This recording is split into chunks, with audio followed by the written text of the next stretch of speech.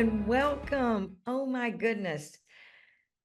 To you, the audience, congratulations for being here, for making a choice to learn and to grow or begin your relationship with accountability. You're in for a treat. The lovely Jennifer Hernandez is joining us today. Jennifer is, first of all, she's a friend. We worked together over 29 years ago and maybe over 35 years ago. She is a lovely human being, and she is one of the top producing lending officers in Texas. And she does lending, mortgage lending in 38 states across this wonderful USA. I wish she was doing with all of you abroad, but come buy property here. And it is such a pleasure to have her here. And I'm going to ask Jennifer to share anything more about herself in the introduction, but then to dive into accountability and what that brings up for her and the pearls of wisdom she'd like to share with you. Thank you for being here and welcome, Jennifer. Thank you. Thank you. So it was about 27 years ago that we knew each other. We worked together at a place, the first mortgage company I worked at, and it was great. So Carroll, thanks for having me today. Native Houstonian. I live in Houston, native Texan, Houstonian, been married 25 years, been in the mortgage business 29 years. So I'm a stay the course kind of a person. And I've coached over 230 top loan officers. I did that for a decade. I retired from that a couple years ago, just as my side job. So I have coached people about accountability, and it forces me to be more accountable to myself. So interesting topic, and always learning about that topic. So, Carol asked me to think of some things that came to mind. The first thing that comes to mind, I would say over the years, as I've learned to be a better leader, I think we never are at a 10. I think even the best leaders probably say they're a 5, the ones that I know anyway. And leadership doesn't mean you have to be over a multi-million-dollar corporation. I mean, your leaders at home, your leaders. But for me, the one thing I've learned over the years that's really stood out is attitude reflects leadership. And it's a quote from one of these great books. Oh, I can't remember if it was Tim Grover or Jocko. It was one of the two. And I heard it. Attitude reflects leadership. And it really hit me a few years ago. It's probably 7 or 8 years ago. I was feeling really down on my team. I thought, God, no one cares about it as much as me. I think I had a team maybe of 6 or 7 at the time. And I thought everyone on here is a BC player except yours truly, right? Like, I'm just going to start over and fire them all. Like, I was in a really pity party place. And I went to a biannual summit that I go to on coaching and stuff. And I went and I talked to the main coach, and I said, Rick, I feel I'm just down on my team, blah, blah, blah. I started to just dump on him. And he said, Sunshine, turn the mirror around. Attitude reflects leadership. And I'm like, it stung.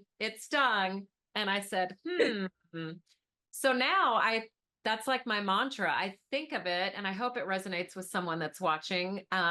I really think of it when things just are not going my way, whether it's my kids not making their bed and me getting frustrated, or one of the team members doing this, that, or the other, right? So it just reflects in every single part of our life.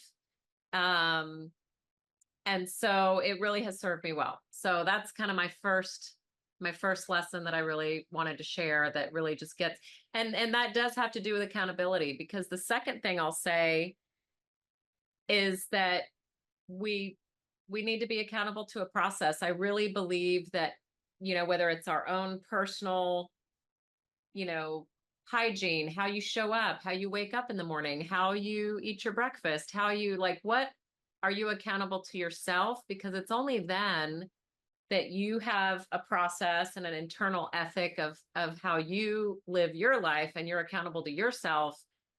that you can then go be there for the people that are depending on you. So for me, my kids, my husband, my in-laws have lived with me for 12 years. Wow. Even the dog, I feed the dog in the morning. She's expecting me to show up. I'm the first one out of bed and she is there, tail is wagging. And Oh, so, this is the process, right? I'm accountable to this process.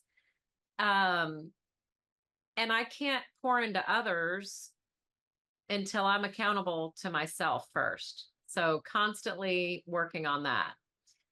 Um, and so I think that if we transcend that to a business environment, no matter what business you're in, um, that process that you have, it allows you to be more to your customers. It allows you to be more to your team that is following you, right? So I think that process is a really, really big part of that, and sticking with the process and staying the course instead of just showing up all loosey goosey all day. And it's interesting because the times when I feel the most unbalanced or disconnected, you can call it any of those things, is when I have strayed from the process, when right. I've let myself off the hook, and my accountability sways, Of course. you know, so. I love this so much because as you have shared here, it makes no difference what area of life, which is why accountability, we all share in this mission to share this. But how cool that you are sharing here, and I know the audience appreciates it, that you went to your coach that you see once a year whenever this event is. And first of all, I loved it, sunshine, like it's all good. You're this wonderful person. However, look in the mirror and what can you do differently? And I love that. You said it stung a little bit, but it's such a freedom. It's so Mhm. freeing to know that we can say, okay, let me back up, reverse engineer this. And what could I have done differently that I will now put into play? Correct. So Mhm. you took the accountability, you owned it with the sting and then a smile, and you applied it to your process, Mhm. your team, which leads us to your next point of being accountable to our process. I love that the fur babies are counting on us to be accountable. She is. Oh, she is. Tail is wagging, and she will start barking if I haven't come. If I dare to sleep in 30 minutes later, she's like, you know.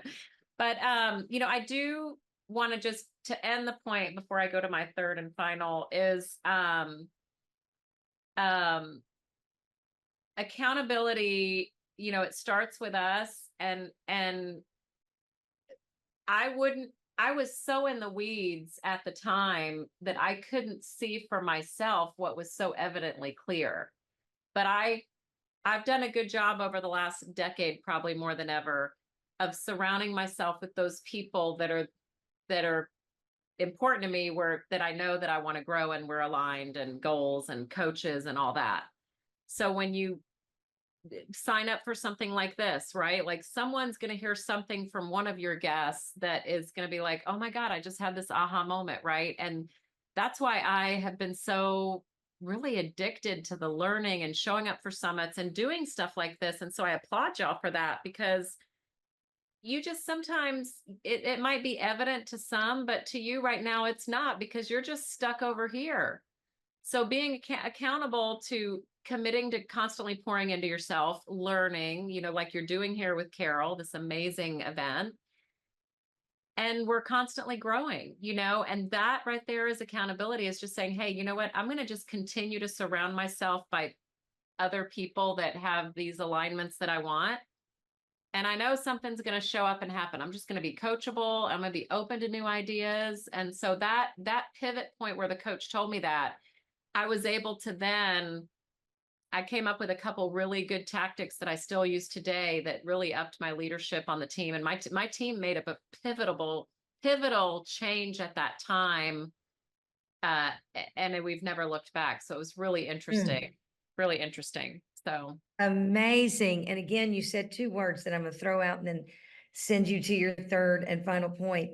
But you said, first of all, again, audience, congratulations. She is right.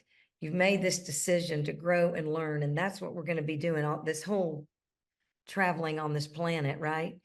And the thing about that is the key word she said was she was willing to be coachable and willing to apply. So again, and it's one of her great characteristics, she's always open and she's listening and wants to be willing to take that. She could have said, "Oh, what are you talking about?" But she wants that information.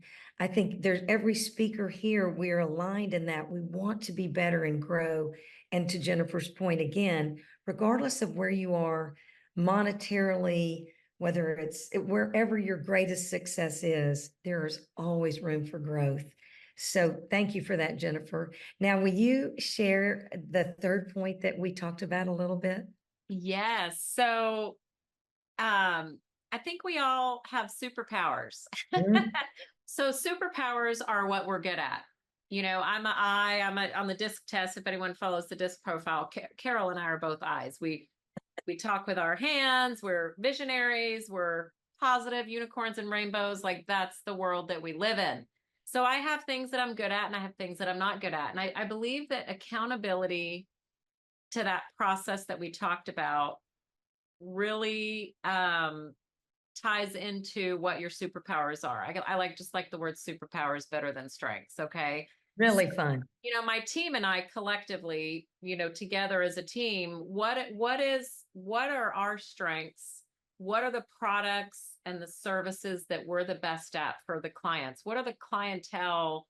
You know, what are we looking to attract? Because we know that we can serve them at a higher level. So if you haven't read the book Raving Fans or the Audible, I implore you to, because it's first you have to identify what you want. So my team and I have identified this is what we want. These are who we are meant to serve.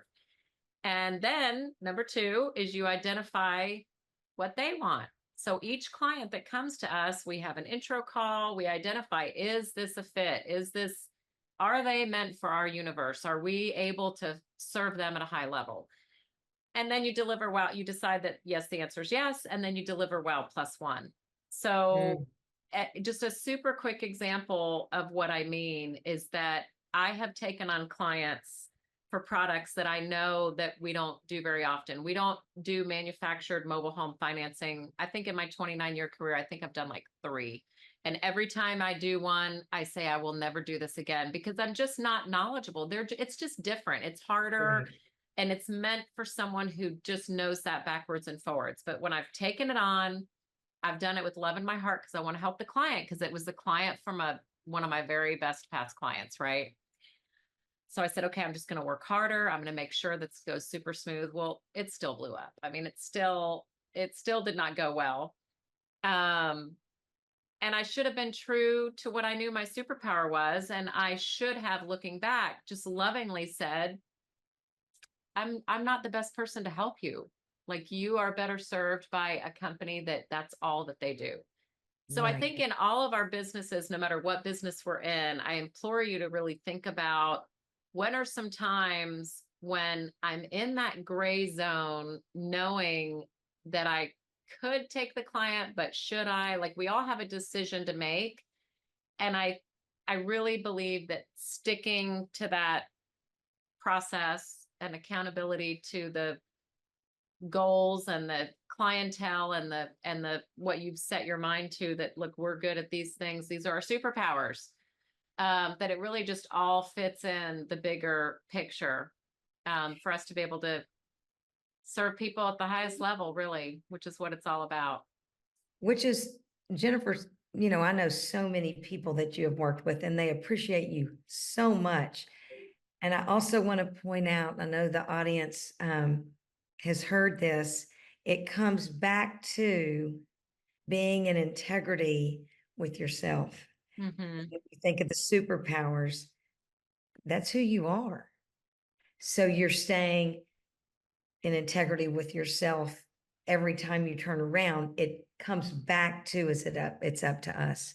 Mm-hmm. I cannot thank you enough. I know that the audience has gotten so many pearls, and you've been so generous. You're gifting everyone so generously. And y'all, you need to do this. It's I think it's Tuesday tips. I always forget the It's name, on but Tuesday. Yeah, I send out a Tuesday. It comes from my coaching days. I love pouring into other people and all these little, I've probably given y'all 10 nuggets, I would think, today, but that's what I do every Tuesday. I get one little nugget and I blast it out on email. So if you want to join that email list, it's every Tuesday I send it out. It's called my Tuesday tip email. There's a link that they'll share that you're welcome to subscribe for it, and would be happy to connect with you that way. that is so wonderful. Thank you, Jennifer. Thank you, audience. Really and truly, there's so many tips. And so now it's about application. So pick out your favorites. Thank you, audience. Thank you, Jennifer. And I can't wait to see you soon. Yes, thank you.